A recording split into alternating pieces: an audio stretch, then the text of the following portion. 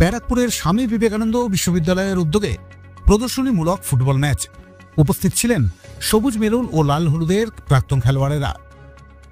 বাঙালির প্রাণের খেলা ফুটবল, বাঙালির রক্তে ফুটবল, আর এই খেলার প্রতি ছাত্রছাত্রীদের মনে উৎসাহ প্রদান করতে এই প্রীতি ম্যাচের আয়োজন করা হয়।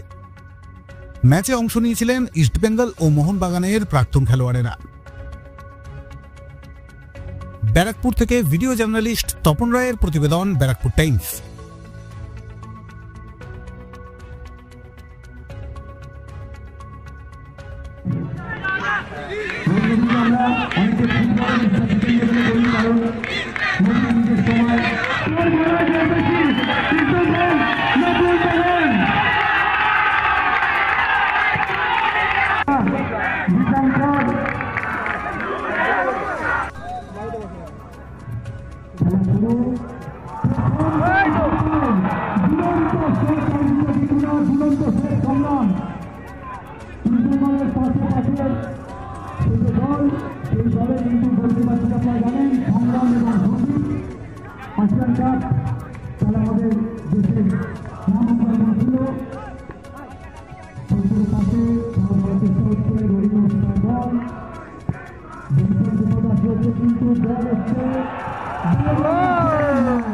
বিশ্ববিদ্যালয়ের একটা প্রয়াস থাকে, যবে থেকে আমরা বিশ্ববিদ্যালয়ের পাঠ্যক্রম শুরু করেছি তখন থেকে আমাদের চ্যান্সেলর ডক্টর নন্দন গুপ্ত স্যার আমাদের বলেছিলেন যে শুধুমাত্র পড়াশোনার জন্য বিশ্ববিদ্যালয় নয়, বিশ্ববিদ্যালয়ের মধ্যে যেরকম খেলাধুলা থাকবে তেমন ছাত্রছাত্রীদের যে কালচারাল যে জায়গা, সেই জায়গাটাকেও যেন নার্চারিং করা হয়। আমরা জানি যে বাঙালির একটা অন্যতম খেলা বা অন্যতম উৎসব হচ্ছে ফুটবল। ফুটবলের মধ্যে দিয়ে বাঙালি দশকের পর দশক ধরে কিন্তু যাপন করে।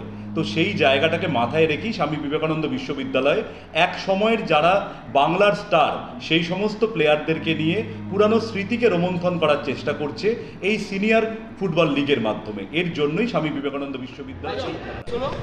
আইএসএল লিগ পর্ব শেষ, ভারতীয় ফুটবল কতটা উন্নয়ন হলো বলে মনে হচ্ছে? না, আই থিঙ্ক উন্নয়ন তো অবভিয়াসলি আইএসএল হওয়ার পরে উন্নয়ন ওনার সময় লাগবে, বাট নিশ্চয়ই একটু আর গ্রাসরুট ডেভেলপমেন্ট, লং টার্ম প্ল্যানিংগুলোকে অনেক দরকার। আইএসএল নিশ্চয়ই ইম্পর্টেন্ট আছে লিগটা, বাট ওভারঅল আই থিঙ্ক নতুন প্লেয়ার্স, গুড ট্যালেন্ট প্লেয়ার্সকে নেওয়ার প্রডিউস করা অনেক ইম্পর্টেন্ট। স্বামী বিবেকানন্দ ইউনিভার্সিটির এই ধরনের প্রদর্শনী ম্যাচ আগামী প্রজন্ম বা ছাত্রছাত্রীদের মধ্যে ফুটবল প্রেরণাকে বাড়াবে? নিশ্চয়ই I think any colleges university K sports অনেক ইম্পর্টেন্ট, অ্যান্ড এখানে আজকে লেজেন্ডস ইস্টবেঙ্গল মোহনবাগান প্লেয়ার্সগুলো এসে একটা মোটিভেট করার, একটা অ্যাওয়ারনেস হেলথের জন্য, ফুটবলের জন্য।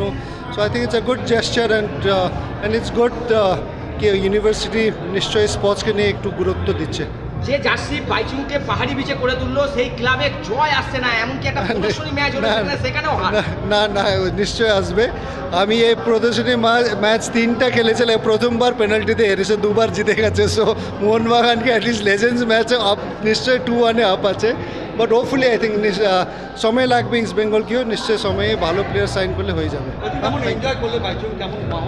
নিশ্চয়ই অনেক ভালো, আর এখানে অনেক ইয়াং ক্রাউড, ইউথ ছিল, অনেক স্টুডেন্ট ছিল, তো এনার্জি লেভেল অনেক হাই ছিল। অ্যান্ড অনেক আই থিঙ্ক লেজেন্ডসগুলোর সাথে খেলতে পারি না, আমি অনেক কম খেলি আমার ফিটনেস আর ইঞ্জুরির জন্য, বাট আজকে বারেটো, আলবিটো, নবি, সস্তি সব সাথে খেলা অনেক ভালো লেগেছে। স্টুডেন্টদের কি বলবেন?